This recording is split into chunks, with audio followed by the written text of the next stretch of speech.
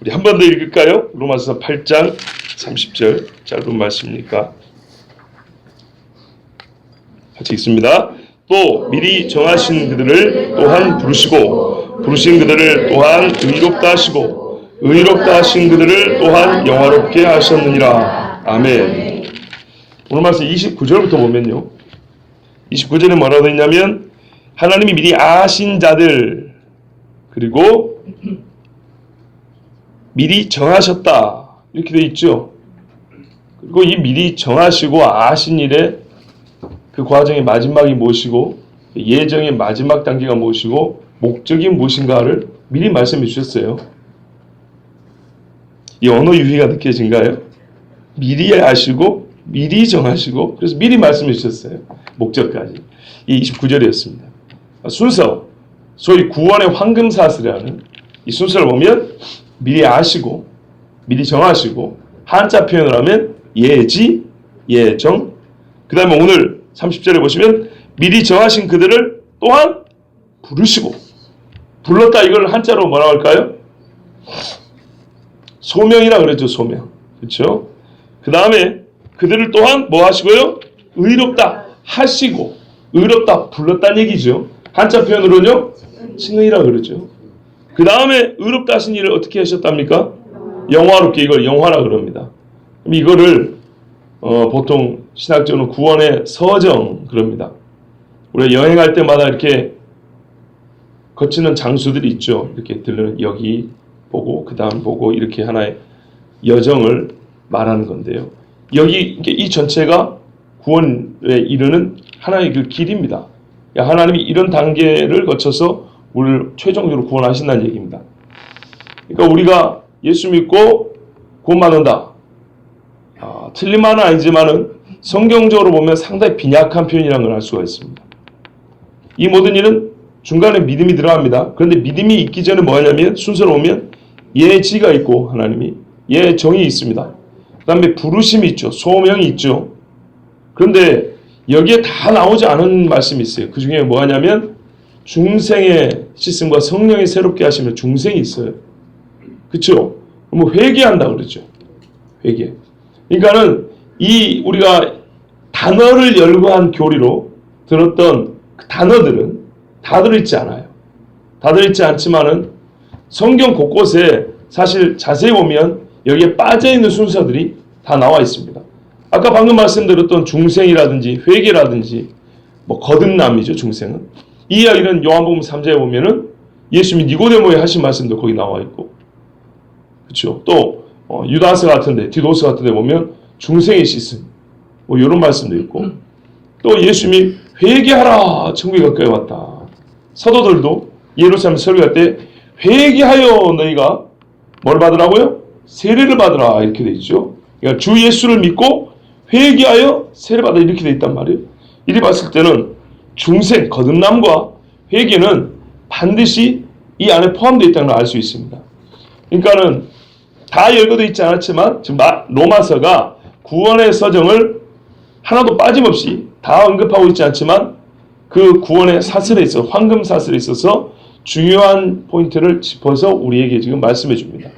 뒤에 가면 뭐가 또 빠졌냐면요, 소명이 빠졌어요. 아니, 성화가 빠졌어요. 그렇죠? 또 하나 빠진 거 있는데 이거는 성화와 함께 설교 말미에 전하도록 하겠습니다. 자, 오늘 말씀 보시면 그 전에 우리가 참 자세히 들었어요. 8장 29절까지 얼마나 자세히 들었습니까? 그렇죠? 기억나시죠? 거의 여러분 한 장의 설교를 10번씩 들었다는 거 아세요? 예, 그렇게 자세히 들었기 때문에 물론 저보다 자세히 하는 분들도 있어요. 대신에 저는 그분들보다 2배 길게 하기 때문에 비슷비슷할 거예요. 횟수는 더 많이 하실지 모르지만은 한 번 할 때 제가 시간을 많이 했기 때문에. 자, 그런데요, 그게 중요한 게 아니고 제가 왜 이 말씀 드리냐면 우리가 이미 8장 29절 들은 지 한 달이 됐다 이 말입니다. 그래서 많이 까먹으셨을 텐데 시간이 많이 흘렀기 때문에 다시 좀 앞에 거를 상기시키고 오늘 30절을 들었으면 좋겠지만 그럴 수 없다는 거, 그러니까 앞에 많이 들었다는 이야기, 다시 반복하지 않는다는 것을 양해를 구합니다. 자, 30절 바로 보겠습니다. 예지 여정에 대해서는 우리가 잘 들었어요. 기억나시죠? 왜 예정하지 않고는 구원받을 수 없는가 하면서 창세 이야기까지 가면서 또 여호와의 의로우심 주제부터 해가지고 몇 번 반복했기 때문에, 자, 오늘 말씀은 강조가 어디 있냐면 미리 정하신까지가 아니고 그건 29절까지 강조고 30절은 부르시고, 여기서부터 강조점이 있습니다. 정하신 그들을 정하고만 두었냐? 아니죠. 미리 아신 자들을 하나님이 구원하기 위해서 택하신 방법은 정하심이라고 그랬는데요. 이 방법대로 정하신 그들을 어떻게 이제 하나님의 자녀로 이끄시냐 할 때는 뭐 하신다고요? 부른다. 부른다. 우리가 예수 믿게 된 경우에 보면은 하나님이 불러주지 않고 내가 자원하여 믿겠다 하는 사람은 아무도 없습니다. 어떤 일은 나는 교회 스스로 왔는데요. 그거하고 자기가 원해서 믿는다는 완전 다른 이야기입니다. 교회가 없는데도 자원하는 마음이 생기던가요? 내가 일생에 살면서 예수 얘기를 한 번도 본 적이 없는데 그런데 생깁니까? 그렇지는 않죠. 예, 무인도에 혼자 사는데 교회도 본 적 없고 성경도 본 적 없고 들은 적도 없고, 그런데 갑자기 어느 날 고기 낚다 보니까 예수님을 만나고 싶은 거예요. 예수라는 이름이 물에서 이렇게 막 떠오르더니 예수를 믿어, 주 예수를 믿으라. 그리하면 너와 내 집이 구원을 받고 안 믿으면 지옥이야. 뭐 이런 말이 떠올라서 예수 믿는 사람이 있습니까? 그런 경우 없죠? 예, 다 누군가가 불러서 온 겁니다. 그 부르심은 어쩌다가 서점에 가서 성경을 뒤지다가 이게 뭐지 이렇게 뒤지다가 어느 한 구절에 감동을 받고 교회 오는 경우도 있고, 아니면 줄기차게 전도했던 이웃 사람의 말을 듣거나, 아니면 뭐 아주 인간적인 욕심을 가지고 교회 왔다가 하나님의 은혜로 또 이렇게 예수 믿게 되는 경우가 있습니다. 하여튼 이 모든 것들은 나로부터 시작된 게 아니고 하나님으로부터 시작됐죠. 그래서 하나님이 우리를 예수님을 믿도록, 믿음에 이르도록 이끌어 주시는 그 기회들, 이거를 종합하여 우리는 부르심이라고 합니다. 대표적인 것은 아브라함이 있죠. 우상 숭배하다가 아브라함 하나에 불렀고요. 또 다메섹에 예수 믿는 사람 죽이러 가던 사울을 예수님이 부르셨죠. 그리고 갈릴리에서 고기 낚던 어부들을 예수님이 부르셨는데 얼마나 강력했던지 그 자리에서 그물을 놓고 쫓아왔습니다. 그래서 이 부르심을 신학자들은 뭐라 하면 유효적 부르심이라고 합니다. 유효적. 무슨 말이냐면 부르면 한 번도 실패하는 경우가 없다는 겁니다. 그러니까 이렇게 대중적으로 설교를 했을 때 어떤 이는 듣고 어떤 이는 안 듣는 경우, 이걸 말하는 게 아닙니다. 그냥 이거는 보편적인, 그냥 누구에게나 들을 수 있는 공개되어 있는 부르심이지만 이 말을 듣고 정말 그 마음이 움직여서 주님 앞에 나오는 경우 있죠. 그건 성령께서 그 마음을 사로잡아서 끌어주셨다. 그래서 성령이 행하시기 때문에 실패하지 않는다. 반드시 하나님 앞에 나오게 되어 있다. 그래서 유효적 부르심이라고 합니다. 표현은 그렇습니다.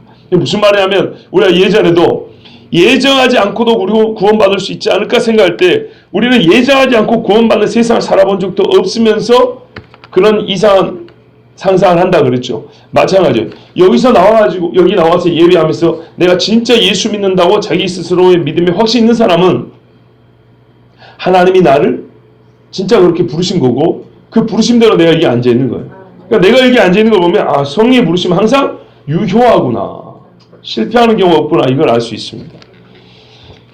고린도서 1장 21절에서 25절에 하나님의 지혜에 있어서는 이 세상에 자기 지혜로 하나님을 알지 못하므로 하나님께서 전도에 미련한 것으로 믿는 자들을 구원하시기를 기뻐하셨도다.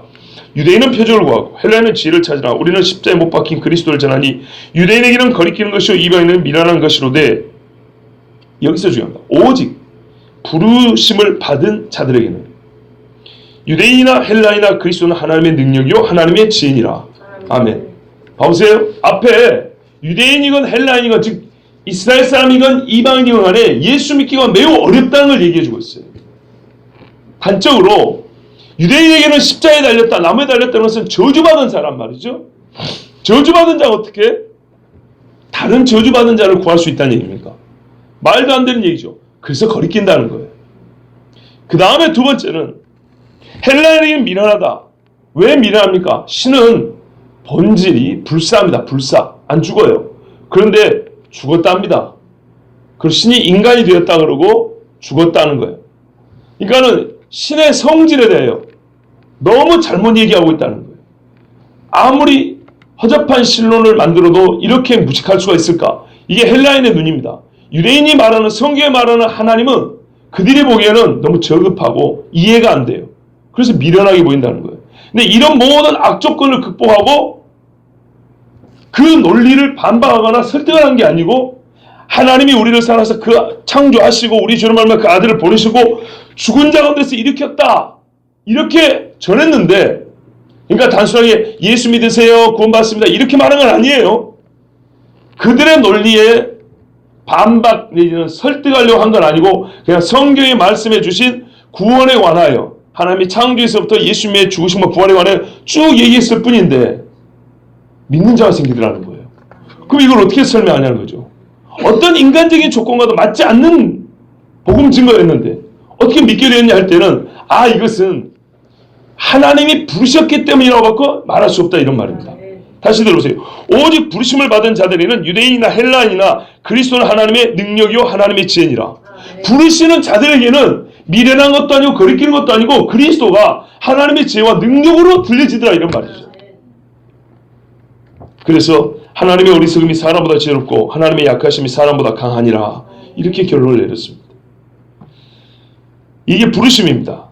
사람의 배경이나 능력이나 성품, 지위와 무관하게 아니 이것들이 아무리 높고 강하다 할지라도 그거를 박살내버리고 그 장벽을 무너뜨리고 그 안에 있던 갇혀있던 우리의 영혼을 끌어내어 주께로 인도하는 것이 성령의 부르심입니다.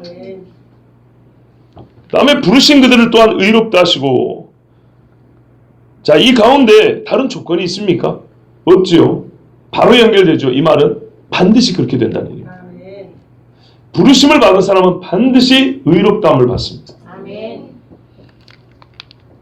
로마 3장과 4장에 보면은 믿음으로 의롭다함을 받는다 이렇게 되어 있습니다.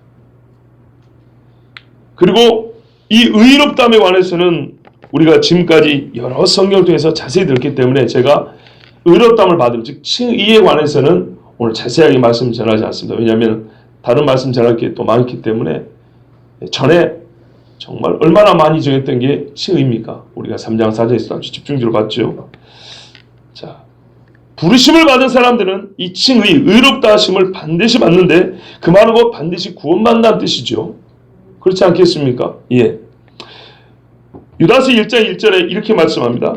예수 그리스도의 종이요 야고보의 형제인 유다는 부르심을 받은 자, 곧 부르심을 받은 자 설명합니다. 잘 들어보세요. 곧 하나님 아버지 안에서 사랑을 얻고 예수 그리스도를 위하여 지키심을 받은 자들에게 편지하노라 그랬어요.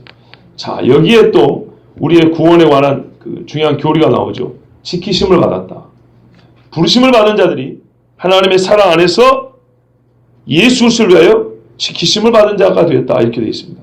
근데 우리 번역이 약간 좀 문제가 있는데요. 다른 번역이 보면 뭐라 되냐면 사랑을 얻고가 아니고 거룩하여지고 이렇게 되어 있습니다. 아멘. 그러니까 야고보의 형제인 유다는 부르심을 받은 자고 하나님 아버지 안에서 거룩하게 하심을 얻고 자 부르심 다음에 뭐가 나오죠? 거룩함이죠. 이게 칭의입니까? 성화입니까? 여러분 그동안에 이 단어는 외웠을 거예요. 제가 듣기에 우리 교회 초대 목사님은 아주 그 교리를 잘 가르쳤다고 들었어요. 자 그러면 한번 생각해 보세요. 칭의 다음에 성화입니다. 순서가 그렇다 했는데 제가 저번에 그랬어요. 이렇게 단어로 외우면 안 된다고 교리는.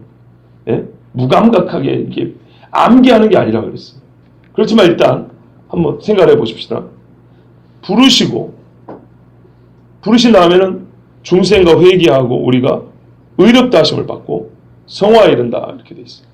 자 그러면 오늘 유다서의 말씀은 유다서 1장 1절은 부르심을 받은 자는 하나님 아버지 안에서 거룩하게 하심을 받고 그리고 그리스도를 위하여 지키심을 받는다 이렇게 돼 있어요. 그러면 여기서 거룩하게 하심을 입었다. 이거는 의롭다함을 받는 칭의를 생략하고 성화로 넘어간 건가요? 아니죠. 칭의를 말합니다. 무슨 말이냐면 여러분 우리가 의롭다함을 받을 때 부정한 상태로 의롭다함을 받을 수가 없죠. 그래서 회개가 앞에 있는 겁니다. 의롭다함을 자체가 거룩해진 상태. 신분적으로 거룩해졌다 이 말이고요. 성화는 그 거룩함이 더욱 성숙해지는 겁니다. 삶에서 완전해지는 겁니다.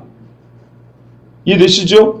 자, 옛날에 이렇게 표현했어요. 온전과 완전. 애가 태어나면 손가락 5개 있습니다. 갖춰야 될 사람의 형체를 갖고 있죠. 온전하다. 그러나 손은 뭐 하는 거죠? 쥐고, 짚고, 도구를 다루는 데 쓰는 거죠. 최소한 뭐가 있어야 돼요? 힘이 있어야 되죠.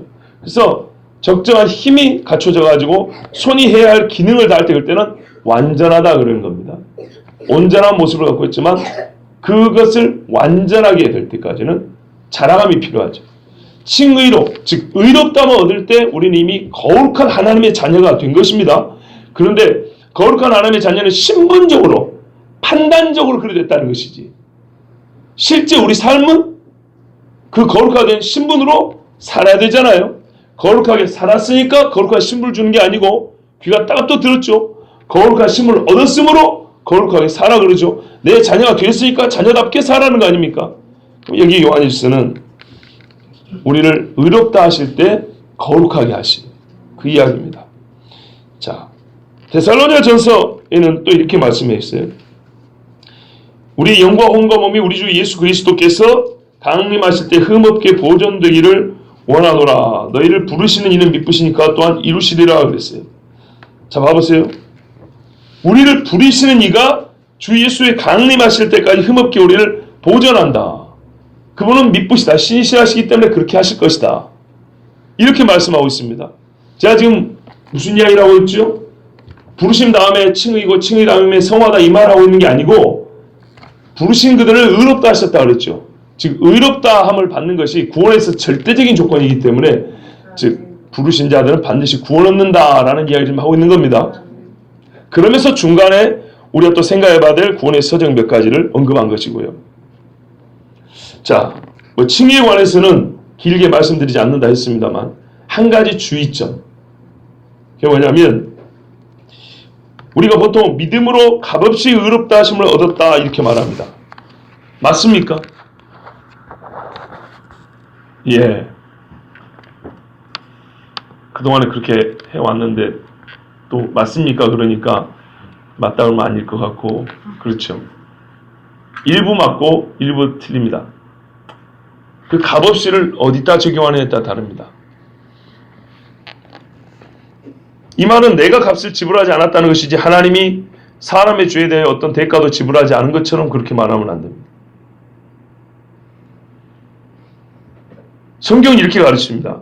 로마서 3장에 22절에서 26절을 보면 곧 예수 그리스도를 믿음으로 말미암아 모든 믿는 자에게 미치는 하나님의 의인이 차별 없느니라.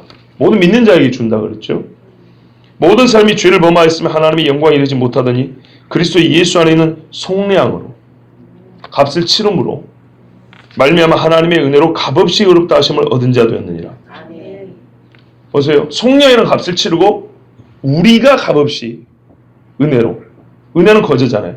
그러니까 하나님이 자기 아들을 주시는 속량이라는 값을 치렀는데 그 수고에 대해 우리 보고 돈 내놓으라는 소리 안 했다는 거죠. 고생은 하나님 다 하시고 너희는 값없이 받아라 이렇게 줬다는 겁니다. 받은 우리는 어떻게 해요? 내가 돈을 안 냈으니까 가볍게 취급하면 될까요? 그럼 안 되겠죠. 그래서 그 은혜를 면죄부처럼 이 표딱장을 받았다, 내가 믿었다, 천국 간다 이런 식으로 생각하는 것은 아주 잘못된 신앙을 했습니다. 이건 신앙도 아닙니다. 이 예수를 하나님이 그의 피로써 믿음으로 말미암는 화목제물로 세우셨으니 예수님의 피가 나오죠. 이는 하나님께서 길이 참으시는 중에 전에 지은 죄를 간과하심으로 자기의 의로우심을 나타내려 하심이니 곧 이때에 자기의 의로우심을 나타내사 자기도 의로우시며 또한 예수 믿는 자를 의롭다 하려 하심이라. 아멘. 우리 일찍이 자세히 풀어 들은 말씀인데요. 다시 한번 들어보면 값없이 우리가 구원받았다는 말은 얼마나 틀린 말인지 알 수 있습니다. 베드로전서에도 이렇게 말합니다. 1장 18절 19절에 너희가 알거니와 너희 조상이 물려준 헛된 행실에서 대속함을 받은 것은, 이 자체가 보세요. 대신 누가 속해줬다, 값을 치렀다고 말하잖아요. 처음부터.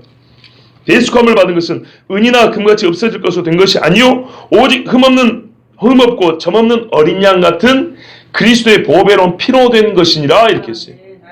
피로 우리가 대속을 받았다 하니 어찌 이게 값없이 된 것입니까? 하나님은 자기 아들을 주시는 너무나 큰 값을 치르셨어요.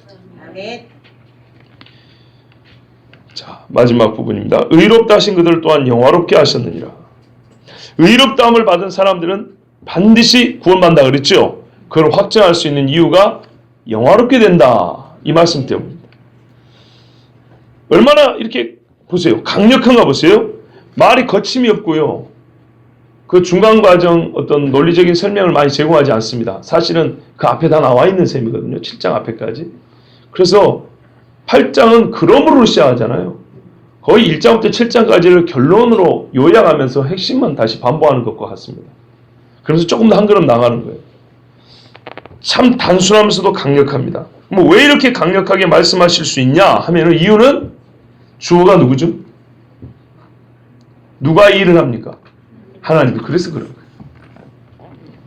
예지도 하나님이 하시고 마지막 영화롭게 하셨느니라까지 누가 하냐면 일을 행하시는 분은 하나님이세요. 그러니까 이렇게 거침없고 확실하게 말할 수 있는 거예요. 자, 하나님께서 예지하심이 우리에게 시간적으로 현재입니까? 과거입니까? 우리 입장에서 볼 때 과거죠. 왜? 영원부터 정하셨고 아셨다 그랬잖아요. 예지 예정은 과거입니다. 이 구원의 서정에 있어서 우리에게 현재형으로 나타나는 것은 부르심부터입니다. 불러주실 때부터. 그때 우리에게는 이 구원이 현재형으로 이제 주어지기 시작하는 것인데, 놀라운 것은 오늘 로마서 8장 30절은 전부 다 과거형으로 되어 있다는 거예요. 29절까지는 이해가 돼요. 예지 예정이니까 이해가 되는데, 부르심, 좋아요. 내가 예수를 믿는 시점 한 5년 전, 10년 전이면 부르심도 과거로 말할 수 있다고 볼 수 있죠. 의롭다면 얻은 것도 그때부터 내가 예수 믿었다면 뭐 과거형으로 말할 수 있죠. 그런데 영화는 아니잖아요. 영화롭게 된다. 이거는 우리 인간적인 시간 개념을 보면 미래 이야기란 말이에요. 그런데 역시 과거형으로 되어 있어요. 보세요. 영화롭게 하셨느니라. 미래의 일을 과거형으로 말하는 경우가 있습니까? 그렇죠. 벌써 설교 들은 지가 한 1년 반 정도 됐기 때문에 기억을 못 하시죠. 로마 4장 17절에 보면 하나님께서 아브라함을 뭘로 세웠다고요? 많은 민족의 조상으로 세웠다 이렇게 버렸어요. 부를 때부터. 아직 아들도 없는데. 네. 그러면은 이 말은 이미 말이 지난 일처럼 이렇게 하나님 말씀하셨다는 말은 후에 반드시 많은 민족을 주신다는 얘기죠. 그러면 아브라함이 좀 기다렸어야 되는데 못 기다렸던 이야기는 다 아실 거고. 하여튼 이 말씀을 볼 때, 왜냐하면 이거를 기록된 바 이렇게 말하거든요. 기록된 바는 어디 기록됐다는 거죠? 창세기에. 창세기에 하나님이 아브라함 부를 때 뭐냐면 내가 너를 많은 민족의 조상으로 세웠다. 신분만 그런 게 아니고 이거는 실제 사실적으로 많은 민족의 조상이 되려면 어떻게 해야 되죠? 자식이 있어야 되잖아요. 근데 아직 한 아들도 태어나지 않았단 말이에요. 그러면 이거를 왜 미래에 있을 일이지만 과거형으로 표현했냐? 반드시 하나님 하실 거기 때문에 그 확실함을 더하기 위해서 과거형으로 표현한 것입니다. 자, 그 말씀은 그게 맞아요. 실제로 우리가 그걸 봤기 때문에. 그러면 여기서 영원롭게 하셨느니라도 그렇게 볼 수 있을까요? 그렇다면 일관된 주제입니다. 하나님께서 시작하신 구원은 하나님께서 마치신다. 매우 확실하다. 그래서 마틴 로이드 존스 목사님 같은 경우는 제가 이 부분을 어떻게 수행하는지 보지는 않았지만 그분은 로마서를 강의하면서 기본적으로 어디에 강조점을 하면 구원의 확신에 강조점을 둡니다. 5장, 6장, 그러니까 3장까지 우리가 의롭다 하심을 얻었다. 이후에 5장, 6장에 보면 우리의 삶의 이야기도 나오거든요. 7장 계속 보면 율법과의 관계 문제까지. 그런데 그분은 큰 그림 안에서 구원의 확신, 이것들이 계속 이렇게 반복되어 설명되는 것은 들으면 들을수록 어떤 건 율법에 관한 이야기 같고 어떤 건 우리 삶의 성숙함의 얘기 같지만은 이런 이야기를 들으면 들을수록 결국에 강조되고 더 확신이 되어진 것은 구원의 문제다. 이렇게 얘기를 합니다. 자, 지금 이 8장이 구원의 서정이란 말이에요. 구원의 단계를 얘기해주고 있습니다. 그렇다면 논리적 일관성으로 말하자면 이 영화는 구원의 완성 단계를 말하고 있다고 봐야 됩니다. 미래를 말하고 있다고 봐야 됩니다. 그래서 그게 확실하기 때문에 과거형으로 똑같이 표현했다. 이렇게 보면 아주 일관성 있고 좋은데 만일에 그렇지 않다면 어떤 의미냐면 여러분 우리가 예수를 믿지 않고 살 때 세상에서 죄를 많이 지었어요. 그런데 예수를 믿고 나니까 사람이, 우리 사람의 예대로 제가 표현하면 고급스러워진 거예요. 감이 오지요? 예, 사람이 아주 격조 있게 달라진 거예요. 막 쌍소리를 하고,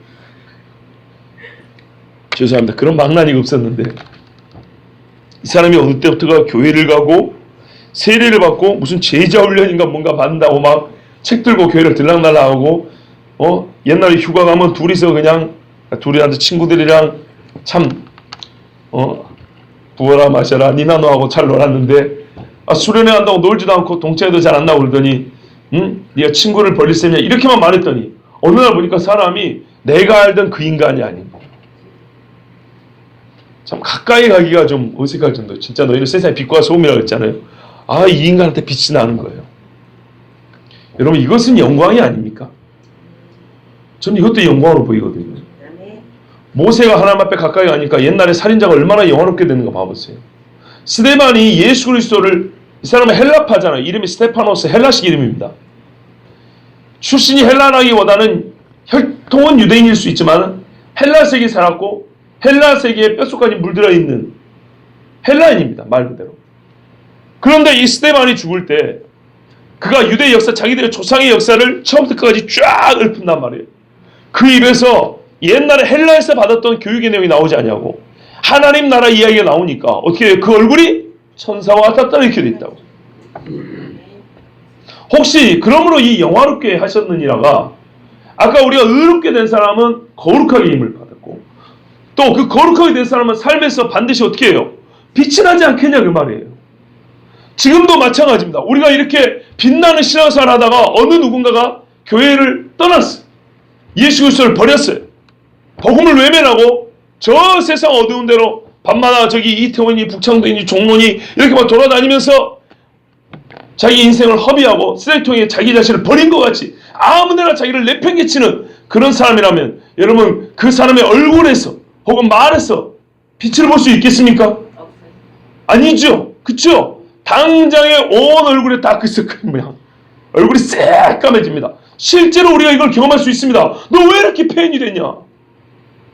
그쵸? 마귀는요, 사람들을 끌고 와서 어둠으로 데리고 가죠. 아멘. 그래서 그 사람의 생각에서부터 얼굴에서부터 전 삶이 새까맣게 바뀌는 걸 우리가 볼 수 있습니다. 아멘. 거꾸로 예수 그리스도를 믿으면 사람이 얼마나 근사하고 멋져진지 몰라요. 아멘. 무슨 교양 수업 받으러 안 다녀도 우리 언어가 달라지고요. 행동가짐이 완전히 달라집니다. 아멘. 그나마 괜히 외식하는 자를 얘기한 거 아니에요. 자연스럽게 달라집니다. 아멘.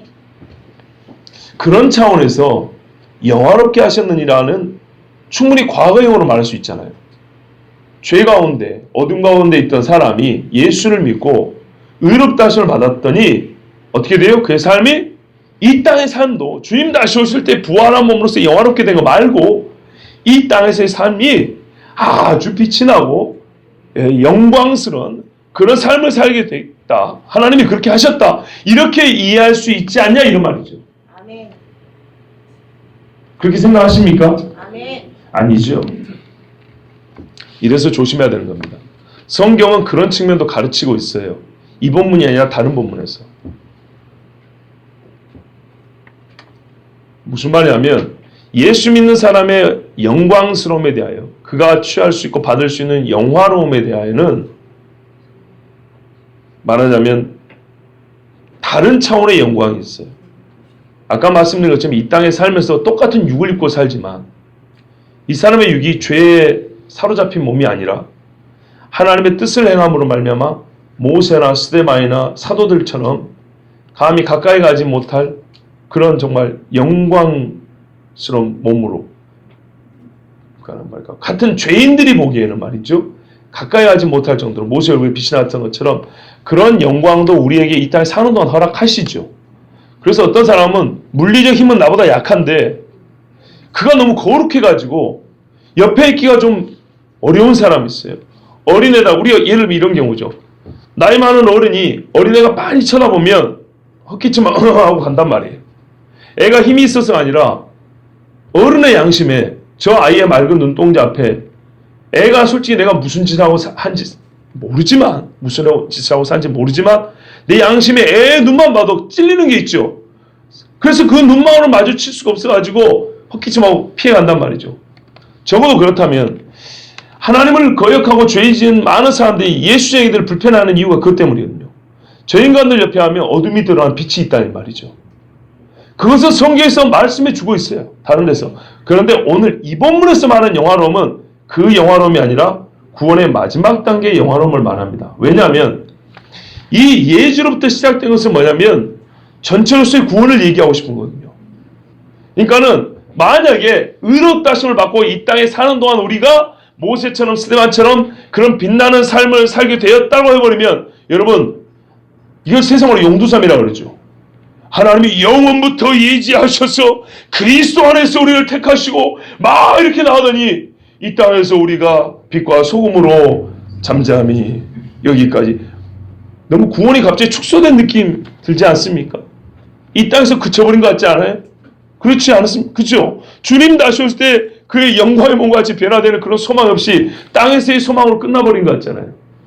예, 그렇기 때문에 그런 뜻이 아니고요. 여기서의 영화로움은 우리 예수를 믿고 성령과 함께하는 삶의 빛남, 그것을 넘어서서 주님 다시 오실 때 최종적으로 우리가 주와 같이 이 썩을 몸이 썩지 않을 몸으로 바뀌는 그 영화로운 상태를 말합니다.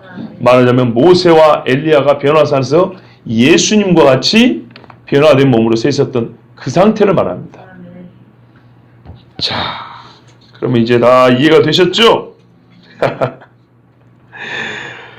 그러면 이제 한 가지 질문을 더 해볼게요. 아까 제가 성화가 빠졌다고 그랬습니다. 물론 성화만 빠진 것은 아니지만 중생도 빠졌고 회개도 빠졌고 그렇죠? 그런데 성화에 대해서만 한 번 더 언급을 하고 말씀을 마치려고 합니다. 칭의 다음에 영화에 가기 전에 성화가 있습니다. 뭐냐면 가장 긴 시간입니다.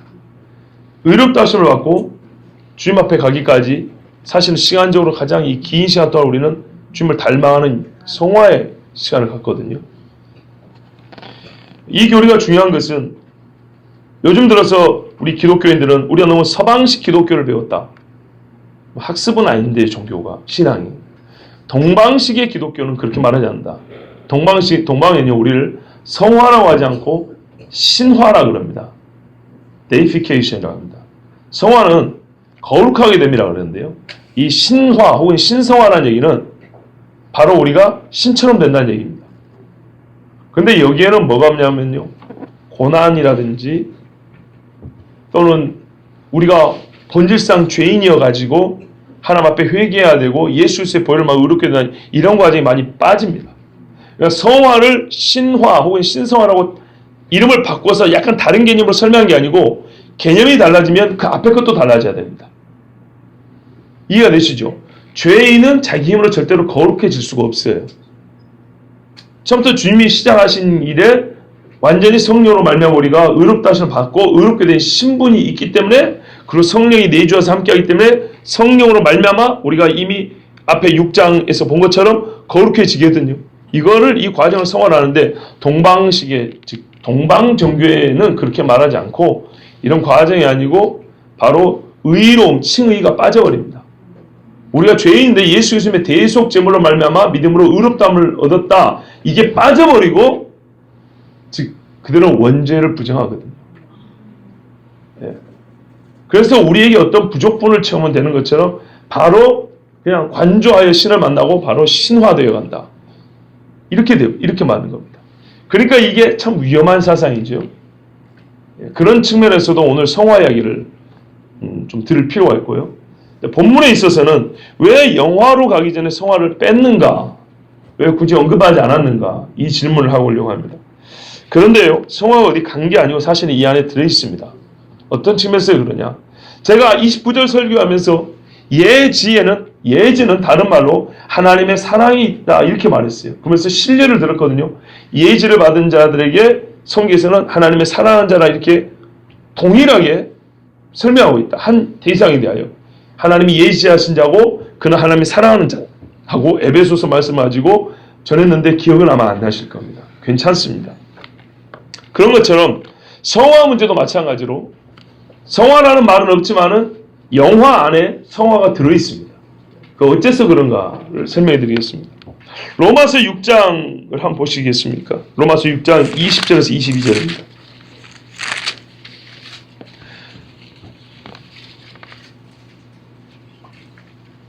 너희가 죄의 종이 되었을 때는 의에 대하여 자유로웠느니라.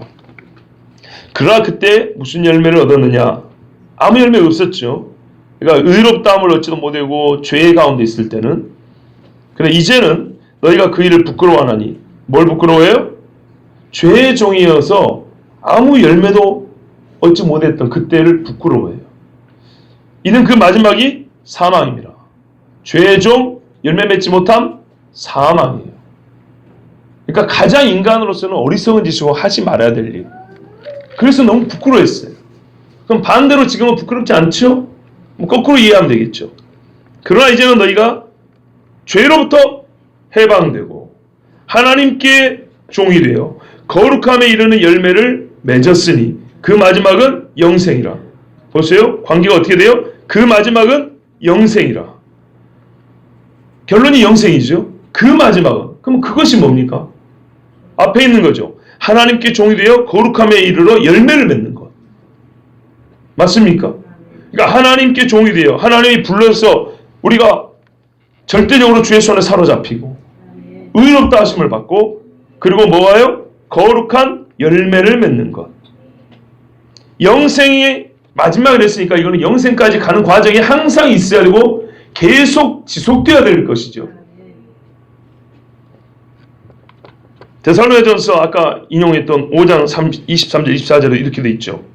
평강의 하나님이 친히 너희를 온전히 거룩하게 하시고 또 너희의 온 영과 혼과 몸이 우리 주 예수 그리스도께 강림하실 때 그 마지막까지 즉 영화로움을 얻을 때까지 흠없게 즉 거룩하게 보존되기를 원하노라. 이 지켜지기를. 뭐가 지켜지기를? 흠없는 상태가 지켜지기를. 기본적으로 믿음에서 떠나지 않을 뿐만 아니라 믿음대로 사는 이 삶이 약해지지 아니하고 삐뚤어지지 아니하고 그대로 거룩하며 하나님 앞에 깨끗한 삶이 계속 주님 오실 때까지 그렇게 할 수 있도록 누가 지켜요? 주님이 지켜주시기를 원하노라. 아멘. 내가 원할 뿐만 아니라 미쁘신 하나님께서 그렇게 하신다. 이렇게 결론을 내놨어요. 자, 그러면 잘 생각해 봐야 돼요.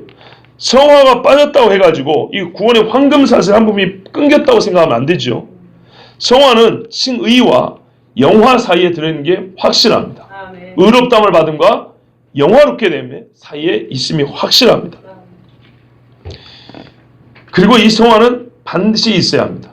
봐보세요. 그 마지막이 영생이라고 그랬죠. 그래서 이 성화, 즉 예수 그리스도를 닮아가는 과정이 없는 믿음은 영생을 닮아가지 않는 믿음은 영생을 얻지 못합니다.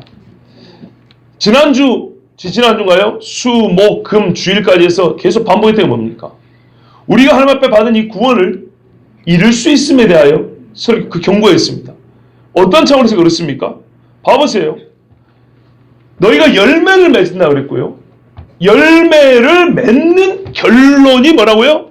영생이라고 그랬어요. 결과죠. 영생을 맺은 결과 우리가 얻게 된 거는 열매를 맺은 결과 우리가 얻게 된 거는 영생이 이렇게 돼 있다고요. 그러면 열매를 맺지 못하면요?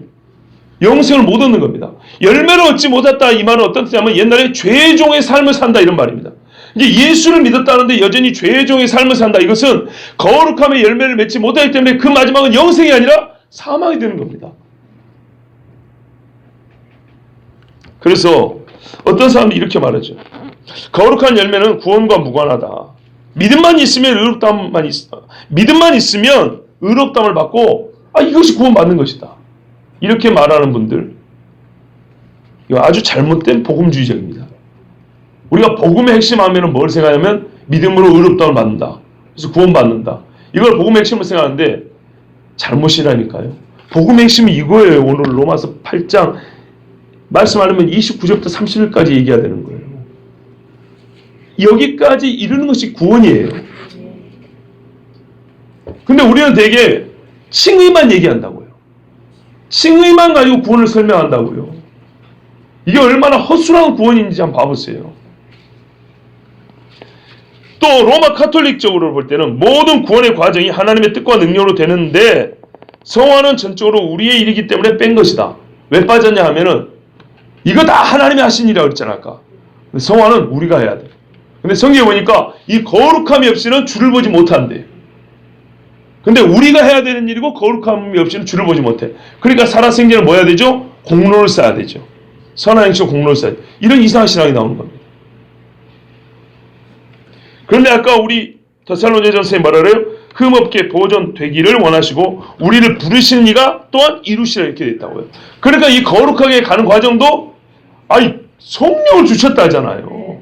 로마서 8장에 이 거룩하게 됨이 우리가 사람 힘으로 되지 않냐, 율법으로 되지 않냐니까 뭐라 그랬어요? 율법이 할 수 있는 것은 성령이 하시나니 이러면서 로마서 8장을 시작했지 않습니까? 그러니까 역시 이 성화, 거룩하게 됨도 성령이 하시는 일입니다. 자, 그러니까 성화가 없이는 구원에 이르지 못한다는 거 아시겠죠? 봐보세요. 이 구원의 황금사슬 하나님이 미리 아심에서부터 최종 영화롭게 하심 사이에 이 과정 하나하나가 다 구원을 얘기하는 거예요. 그런데 우리는 딱 그 가운데 것 믿음으로 의롭다 하심을 받는다. 이거 하나만 가지고 구원을 설명한다니까요. 그러니 얼마나 빈약하고 잘못되며 또는 잘못된 교리와 신학이 나오는 빌미를 제공하냐 이 말이죠. 로마서 말씀만 제대로 봐도 그렇게 말하지 않을 수 있다는 겁니다. 자, 그러면 성화가 빠질 수 없다는 거 확실하죠? 그런데 성화를 왜 로마서 8장 30절에 뺐을까에 대하여 아까 제가 영화에 들어있다 이렇게 말했죠. 자, 그거를 이제 한번 증명해 보겠습니다. 미국의 존 파이퍼라는 목사님이 있어요. 아주 유명한 목사님인데 이분이 이렇게 말했어요. 영화에 성화가 포함되어 있다. 그 근거로 고린도후서 3장 18절을 보시면 한번 봐보세요. 고린도서 3장 18절에 이렇게 기록이 되어 있어요. 우리가 다 수건을 벗은 얼굴로 거울을 보는 것 같이 주의 영광을 보매 저와 같은 형상으로 화하여 변화하여 영광으로 영광에 이르니 곧 주의 영으로 말미암음이니라. 여기 보시면 저와 같은 형상으로 화하여 즉 그리스도를 닮아가는 것인데요. 이것이 영광에서 영광으로 이른다. 옮겨가는 거라 이렇게 말합니다. 그러니까 파이퍼 목사는 이 영광에서 영광을 이룬다는 것이 최고의 영광을 말하는 것인지 아까 제가 말씀드리는 삶에서 우리가 점점 더 거룩해져 가지고 그런 영광스러운 그리스도인으로 사는 것인지를 말하고 있지 않지만 제가 볼 때는 이 말씀은 최후의 영광을 말하는 건 아니에요. 이게 다시 한번 보십시오. 미국의 존 파이퍼 목사는 뭐라 하냐면 고린도서 3장 18절을 가지고 저와 같은 형상으로 화하여 이게 성화의 단계를 얘기하는 거고 영광에서 영광에 이른다. 이게 우리가 영화로움에 이른다는 것이다. 이렇게 얘기했다고요. 그러니까 이 땅에 사는 동안은 점점 그리스도를 닮아가요. 화하여. 변화죠. 그리스도를 닮아가는 그런 삶을 살다가 나중에는 그리스도의 그 영광에 우리도 이른다. 그리스도 이미 영광을 갖고 계시죠? 그 영광에 나도 이제 이른다. 이렇게 해석을 했어요. 근데 저는 이 말이 조금 그렇게 해석해서는 안 된다고 생각합니다. 그러나 성화가 영광에 포함된다는 말을 부정한 건 아닌데 그렇게 해석하기 좀 어렵다고 봅니다. 왜 그러냐면 보세요. 오늘 본문의 3장 18절에는 우리가 다 수건을 벗은 얼굴로 그랬어요. 수건을 벗었다는 것은 가려진 게 없다는 얘기죠. 그런데 그 다음에는요. 거울을 보는 것 같이 이렇게 말을 했어요. 그러면 하나는 밝히 본다는 뜻이면서 하나는 희미하게 본다는 얘기거든요. 서로 상반된 이야기가 되어 있습니다. 그렇죠? 왜 이렇게 되어 있냐면 이 고린도후서 맥락은 구약 성경을 보는 그리스도를 얘기하는 겁니다. 구약 성경을 볼 때 우리가 예전에 잘 이해를 못했어요. 유대인들이 그랬잖아요. 구약 성경을 똑바로 봤으면 예수님 왔을 때 메시아인 줄 알아봤을 텐데 수건을 가린 것처럼 모세가 수건을 했잖아요. 그리고 모세는 일개인이면서 구약 성경을 상징하는 인물이잖아요. 그것처럼 모세가 하나님 앞에 계시를 받았을 때 당시의 사람들은 모세 얼굴을 잘 못 봤어요. 그래서 수건을 가렸단 말이에요. 그런 것처럼 우리가 그 세계에 사는 사람들처럼 예수를 알지 못할 때는 모세 얼굴에 수건이 가려진 채로 모세를 봤다는 거예요. 구약성을 제대로 못 봤다 이 말이에요. 그런데 성령이 임하고 나니까 어떻게 해요? 수건이 벗겨져서 명명백백하게 구약성경을 보고 이해할 수 있게 됐다 이런 말이에요. 아멘. 아시겠죠? 아멘. 수건이 벗겨있다는 구약성경을 보는 눈이 밝아졌다 이런 말입니다. 아멘. 그런데 이것도 어느 정도 한계가 있냐면 거울을 보는 것 같다 이렇게 돼 있어요. 이해되십니까? 이 땅에 사는 동안은 아무리 우리 눈이 환해져도 거울을 보는 것 같이 하는 말씀 보는 거예요. 그런데 성경에 거울을 보는 것 같이 희미하지 않냐고 대면하여 본다는 말씀 기억나시죠? 어디 있습니까? 고린도전서 13장 12절에 보면 예수님을 아는 지식 거울을 보는 것 같이 아냐고 대면하여 본다. 보세요. 우리가 지금은 거울로 보는 것 같이 희미하나 그때 언제예요? 주님 오실 때는 얼굴과 얼굴을 대하여 볼 것이요. 지금은 내가 부분적으로 아나 그때는 주께서 나를 아신 것 같이 주께서 나를 아신 것처럼 내가 그를 온전히 알리라. 완전히 연합된 모습이죠. 이게 바로 주님이 다시 오실 때 신랑과 신부가 혼인잔치를 즉 영원히 함께 거하는 그때가 아니겠습니까? 그때를 가리켜 말하면 거울로 보는 것 같지 않다 그런 거예요. 우리가 영원롭게 될 때는 거울로 보는 것 같지 않은 것입니다. 맞죠? 그런데 고린도후서 3장에는 뭐라고 돼 있어요? 수건은 벗었으나 아직 거울을 보는 것 같다 그랬죠. 그래서 이 말은 뭐냐면 구약 성경을 보는 그리스도인의 영적 시각 안목이 어느 정도로 밝아졌는지를 얘기해 주는 거예요. 수건은 벗었으나 아직 주님을 본 건 아니잖아요. 그렇기 때문에 여전히 거울로 보는 것 같다 이렇게 말한 거예요. 이해되시죠? 그러니까 여기서 영광에 이른다는 말은 마지막 영화로움을 말한다고 보기는 어렵습니다. 왜냐하면 거울을 보는 것 같이 주의 영광을 보매 이런 식으로 주를 보매 우리가 저와 같은 형상으로 화하여 영광으로 영광에 이르니 주의 영으로 말미암음이라. 주의 영으로 우리가 살면서 점점 주님을 닮아서 영광으로 하는 그 과정, 점점 더 영광으로 나아가는 과정 이거를 말씀한다고 보는 게 어렵고 최종적 단계로서 영화롭게 되었음 이것을 말한다고 보기엔 좀 어렵다 이런 뜻입니다. 자, 주일 아침부터 너무 머리가 아프시죠? 네. 그리스도는 지금 작은 영광을 누리고 있습니다. 그리고 그리스도께서 가지신 그 영광이 점차로 우리에게 더해가고 있는 중입니다. 그렇게 이해하시면 되겠습니다. 베드로전서 4장 14절에 너희가 그리스도의 이름으로 치욕을 당하면 복 있는 자로다.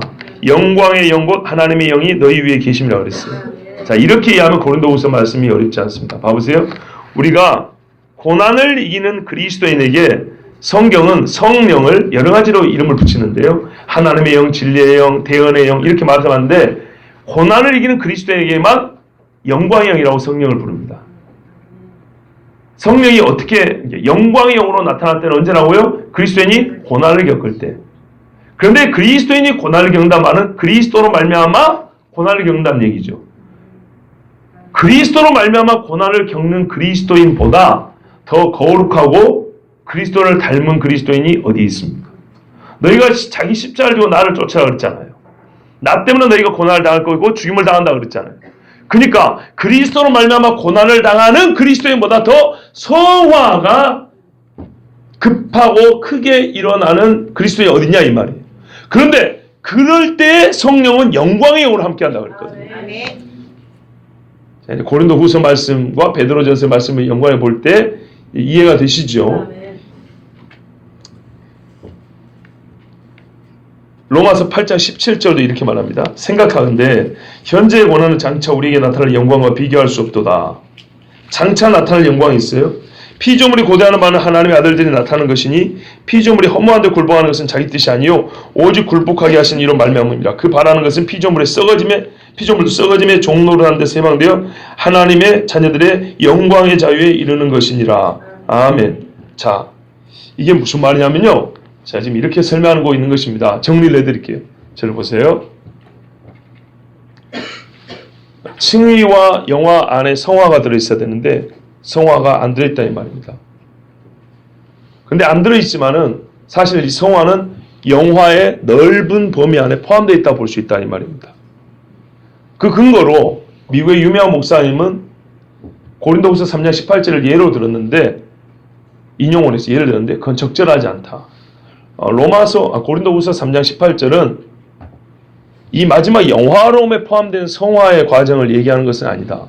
이 땅에서 우리가 거울로 보는 것 같이 희미한 그 상태에서 우리가 그리스도를 닮아가는 중에 더욱 영광이 더해가는 이야기다. 왜냐하면 예를 들어서 베드로전서의 같은 경우에도 그리스도인이 그리스도로 말미암아 고난을 당할 때 가장 성화되는, 그렇죠, 가장 주님을 닮아가는 그런 삶을 살 때 성경은 영광의 영이 함께한다고 했다. 그 바로 신뢰가 스데반의 죽음입니다. 스데반이 가장 거룩한 자로서 그리스도를 닮아서 고난을 당할 때 그 얼굴이 빛났잖아요. 마치 말하자면 그 정도 이야기를 하고 있는 것이다. 왜냐하면 우리가 마지막에 구원의 완성에 이르는 영화는 거울을 보는 것 같이 보는 것이 아니기 때문이죠. 그런데 고린도후서는 그 단서 달렸기 때문에 파이퍼 목사님의 인용은 좀 잘못된 것 같고, 그러나 잘못된 것 같으나 이 성화가 영화에 포함된다는 그 주장 자체는 맞다. 왜냐하면 아까 보다시피 고난을 당한 그리스도인들, 고난을 당하는 그리스도인은 가장 그리스도를 닮은 자들이고 그들이야말로 우리가 이 땅에서 얻을 수 있는 최고의 성화의 단계, 이런 사람들이잖아요. 그렇죠? 그리고 그런 사람들이 영화에 이르지 못한다. 즉 주님을 가장 닮아서 주님 때문에 고난을 당한 사람과 순교를 당한 사람들이 주와 함께 영광에 이르지 못한다는 것은 말이 안 되잖아요. 그렇죠? 실제로 요한계시를 보면은 주를 위하여 복음을 지키다가 목배임을 당한 자들이 흰 스마프를 입고 주님과 함께 있잖아요. 왕노릇하고 감추었던 만나를 주고, 그렇지 않습니까? 그리 봤을 때 성화의 최고의 단계를 성경에서는 그리스도를 위한 고난으로 말하고 있고, 그 고난 당한 사람들은 항상 영화에 이를 것을 약속하고 있기 때문에 말하자면 성화는 영화에 포함된다고 하는 주장은 맞다. 그러나 고린도후서를 인용한 것은 좀 문제가 있다라고 말씀드린 겁니다. 정리되시죠? 예, 맞습니다. 자, 고난이 있어야 우리가 예수님을 더 닮아갈 수가 있습니다. 아멘. 실제로 고난이 없고도 닮아갈 수는 있지만 고난이 있어야 닮아갈 수 있는 것은 뭐냐면요, 더글라스 그루타이스라는 미국의 유명한 기독교 변증학자, 신학자가 있습니다. 이분이 이렇게 얘기를 했어요. 이분만 얘기한 거 아니고 우리도 평상시에 알 수 있는 것이지만, 하나님은 고난의 방법이 아니고서는 하나님을 닮을 수 없는 영역을 남겨놨다는 거예요. 고난을 안 겪고도 하나님을 닮아갈 수 있는 것이 있는가 하면 어떤 부분은 고난을 겪지 않고는 절대 닮을 수 없는 게 있어요. 그런 것들이 있대요. 실제로 그런 것들을 경험한 사람이 누굴까요? 우리 자식이기도 하고 성경에 보면 다윗 같은 사람이죠. 예를 들면 시편 119편에 이렇게 고백하죠. 고난당하기 전에는 내가 그릇 행하였더니 이제는 주의 말씀을 지키나이다. 고난당한 것이 내게 유익이라. 이로 말미암아 내가 주의 율례들을 배우게 되었나이다. 아멘. 주의 입의 법이 내게는 천천 금은보다 좋으니이다. 아멘. 고난을 당하기 전에는요, 주의 율법이, 주의 말씀이 천천 금은보다 좋다는 것을 솔직히 우리가 못 깨닫습니다. 아멘. 손에 있는 부귀보다 주를 더 사랑하는가. 고난을 겪고 나면요, 진짜로 이 천천만만의 금은보다 수량이 아무 소용이 없다는 걸 알게 됩니다. 아멘. 이것은 실로 고난을 겪지 않고는 깨달을 수 없고요, 소위 우리가 초월이라는 표현을 쓰죠. 천천금을 초월하여 순전하게 주님을 따르는, 정말 주님을 사랑하고 주를 위하여 모든 것을 버리는 제자들 봐보세요. 그물도 버리고 배도 버리고 쫓았지 않습니까? 아멘. 그때 당시에 믿음이 그리 좋은 때도 아니었거든요. 그런데도 불구하고 이것을 버린다는 것은 유대 사회에서 볼 때도, 가정에서 볼 때도 말도 안 되는 일입니다. 그들에게는 아주 큰 고난길이었습니다. 예수님은 머리 둘 곳도 없다고 그랬잖아요. 그래서 부자 청년이 오다가 됐습니다 하고 돌아갔잖아요. 실제로 그래서 고난을 겪고 나서야 우리가 알 수 있는 하나님 사랑이 있고요, 고난을 겪고 나서야 배울 수 있는 주의 말씀도 있어요. 절대로 깨닫지 못하는 게 있어요. 근데 한번 딱 경험하고 나면 깊은 숨을 쉬면서 주님 앞에 감탄에 맞아야 정말 그런 신앙의 성숙함이 있습니다. 아멘. 요약합니다. 그리스도인이 세상을 따르지 않고 고난을 감수하면서 성경에 기록된 주의 영광을 보며 감탄하며 믿음을 지켜나갈 때 그는 점차 영광에 이르게 됩니다. 그 과정을 고린도후서 3장 18절은 저와 같은 형상으로 화하여라 말씀한 겁니다. 성화, 그리스도와 같은 형상으로 닮아가는 것은 영광에 이르는 과정이며 가장 그리스도를 닮음에 빠르게 이르는 것은 그리스도의 이름으로 치욕을 당하는 삶입니다. 성경 전체와 교회 역사를 볼 때 이 사실에 누가 토를 달 수 있겠습니까? 그러므로 우리는 예수를 믿고 의롭다 하심을 얻어 구원을 얻는다는 한 줄 암송 구절과 같이 내가 얻은 구원에 대해 가볍고 단순하게 말하는 것을 이제는 멈춰야 합니다.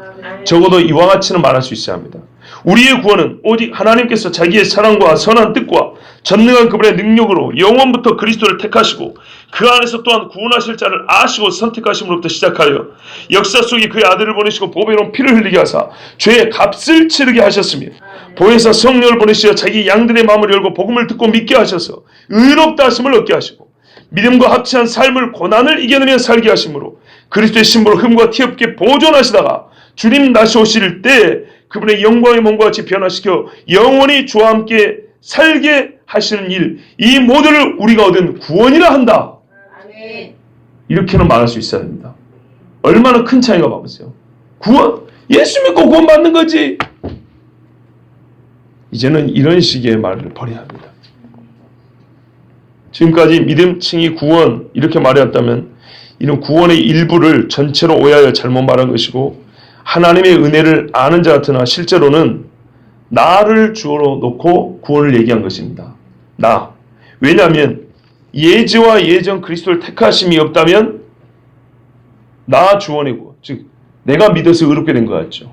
예지와 예정은 영원부터 있었던 거 아닙니까? 여기서부터 하나님이 시작하신 겁니다. 그런데 이 앞부분 이 영원부터 있었던 일을 빼버리면 어떻게 했어요? 자연스럽게 나 중심의 구원이 나오겠죠. 그렇기 때문에 믿음과 칭의부터 말하면 곤란한 거예요. 여차하면 그 믿음도 내가 믿었다 이렇게 말할 수 있거든요.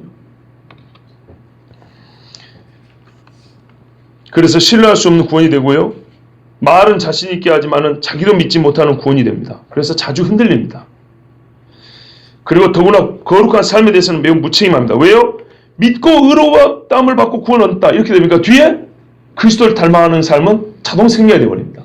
하나님이 시작하신 영원부터 시작하신 하나님이 하신 그 일은 생략 빼뜨려버리고 또 내가 그리스도를 닮아간다는 이 책임은 역시 생략되어버리고 그러니까는 표딱지 같은 구원이 되는 거예요.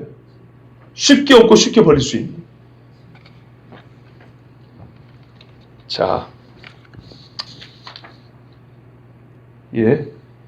아직도 조금 전할 말씀이 있지만은 이제 여기서 정리하도록 하겠습니다. 여러분, 구원의 황금사슬 설교를 사실은 조금 더 자세히 할 필요가 있습니다만은 이전에도 중복되는 부분이 있었고 앞으로도 있을 것 같아서 이 본문을 여기서 이제 마무리하려고 합니다. 그렇지만 본문에는 빠져 있지만은 우리가 이 땅에 살면서 예수 그리스도를 닮아감, 바로 이것이 닮아가는 삶 자체가 하나님이 나를 구원으로 인도하시는, 즉 보호하시고 이끌어주시는 성도의 견인, 이 교리의 실제구나라는 것을 또한 아셔야 합니다. 그러니까 거룩하게 살지 않는 사람은 하나님이 나를 지금 영화로운 그때로 인도해 가고 계시지 않는다라고 생각을 해야 됩니다.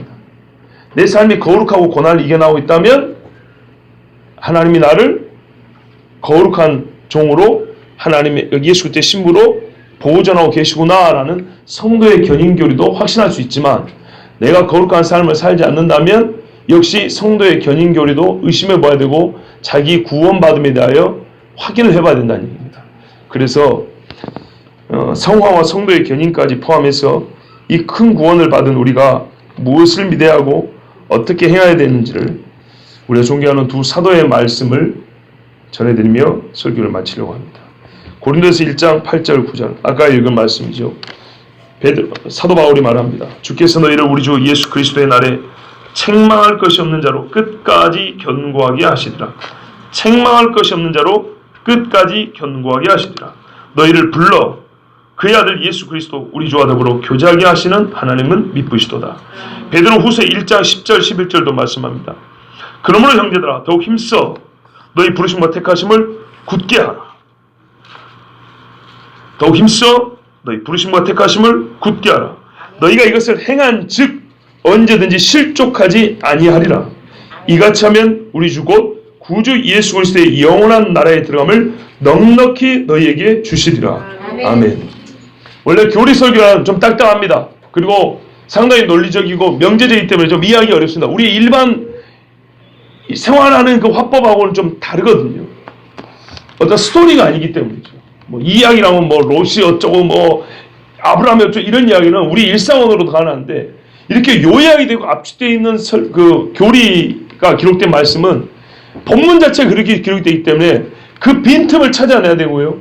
또 어떻게 이렇게 왜 이렇게 한 단어 압축이 되어 있을까? 이거를 우리가 그 의미를 찾아내기 때문에 본래 딱딱할 수밖에 없고 어려울 수밖에 없습니다. 물론 이것도 우리 삶의 이야기를 들어서 예화를 들고 우리의 감동적인 이야기를 몇 가지 하면은 소위 말하는 은혜롭게 들을 수 있지만 여러분 소위 은혜롭게는 들을 수 있지만은 반드시 알아야 될 사실은 놓치게 됩니다.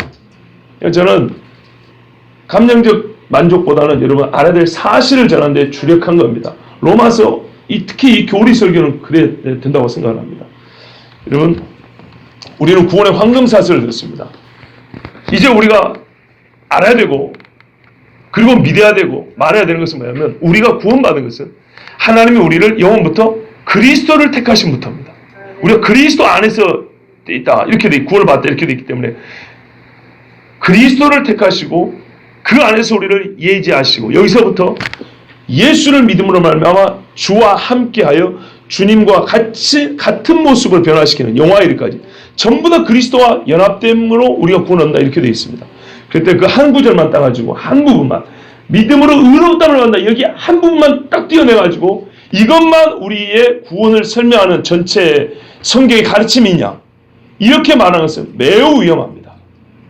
적어도 로마서 8장 29절에 또는 30절에 기록된 구원의 서정 정도는 우리가 반드시 알아야 되고 이 말씀을 통해서 우리가 받은 구원에 대하여 설명할 수 있어야 되겠습니다.